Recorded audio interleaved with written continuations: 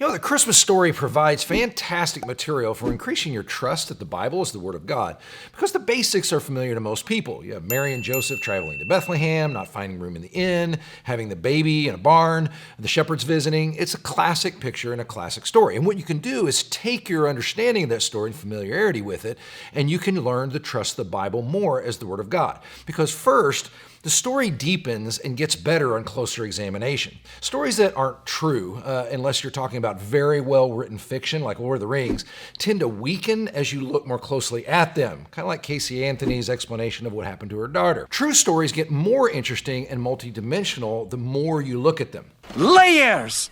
Onions have layers. Ogres have layers. Now that's why I'd invite you to look at the Christmas story through a different lens than you've just heard it many times before. Forget what you think you know and read Luke's account from the start with a good, recently published study Bible.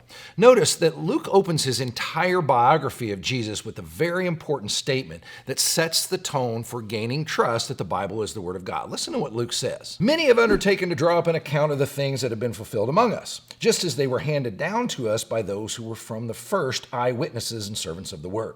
With this in mind, since I myself have carefully investigated everything from the beginning, I too decided to write an orderly account for you, most excellent Theophilus, so that you may know the certainty of the things that you have been taught. Now, this statement sets the tone for everything that follows, including the Christmas story. Notice he uses the word eyewitnesses. The early church placed an enormous emphasis on eyewitness account. There's solid evidence that one of Luke's eyewitnesses was Mary herself. She would have been living and available to Luke when he wrote this account. He also says he carefully investigated everything. Luke is considered by historians to be a careful writer, and where his information can be tested by archaeology and things like that, it's found to be reliable. And he says he wants to put together an orderly account with the motive that the reader can know the certainty of what he has heard. The original reader is thought to be a Christian already, but may have wanted a more thorough and written account of the stories he had been told. Luke doesn't disappoint. My man. He's more detailed than any of the other three gospel writers in many respects. This gives us insight we wouldn't have otherwise and makes Jesus' life even more real to our ears. And that's very important. Luke is giving you his motive for why he writes, and we're not used to hearing words like eyewitnesses or certainty when it comes to matters of faith. Usually we think just the opposite. We think, Well, you're just supposed to believe it. but one of the writers of the Gospels themselves actually uses terms like this to increase our trust before he writes even something like the Christmas story. So as you reread the Christmas story, start at the beginning. Imagine Luke talking to the characters in the story, like maybe John the Baptist's mother or Mary herself. Picture that in your mind.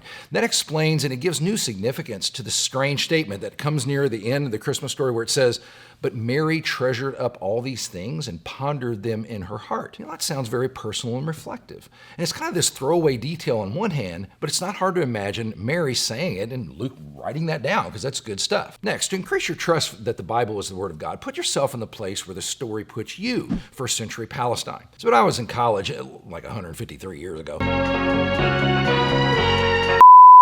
it was very fashionable for scholars to speculate that these kinds of stories were written down much later than we ever thought, and they were embellished by multiple authors along the way. In other words, it wasn't direct eyewitness testimony. It was a series of Greek storytellers hundreds of miles away and decades removed from the time. And then came the discovery of the Dead Sea Scrolls. Now, these are scrolls discovered in Palestine in 1948, which had been hidden there in caves since the time around Jesus' life, which shed a lot of light on what life was really like during Jesus' lifetime, and they match up with how the Gospels describe things. On top of that, there's been a massive increase in archaeological studies at the time that Jesus in Palestine that's confirmed the world presented by Luke and the other Gospel writers as being real. Now with that, among scholars, there's a new skepticism that a later Greek writers who had never been to Palestine could have known the details the Gospels give. For example, how Jewish engagements worked. The Bible records that when Joseph found out Mary was pregnant, he had in mind to divorce her quietly so as not to expose her to public disgrace, which was a very cool thing to do, by the way. Why did he have to divorce her, though? Because engagements in those days were essentially legal marriages in advance of the consummation of the marriage. there was an actual legal paperwork involved with the engagement. Now, people didn't know that until we went back and studied it, and it reflects very accurately at that time in the Bible account. Now, this is important to note because some have tried to place the gospel writing on the same level as other ancient myths and legends concerning births of great leaders. The birth story of Jesus doesn't sound like the other myths, though. Others have babies filling houses with light and things like that. What? Now, the Christmas story doesn't do that kind of thing.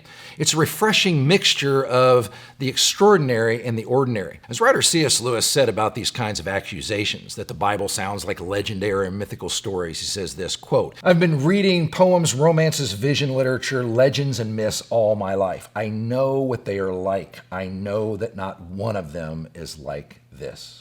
A simple story provides a whole lot of evidence that this can be trusted as from God. Another thing that the gospel writers do is they point to how Jesus' birth fulfilled prophecy. And if you're interested in that kind of evidence that the Bible is the Word of God, take a look at this video. Hope that helps. See you next time.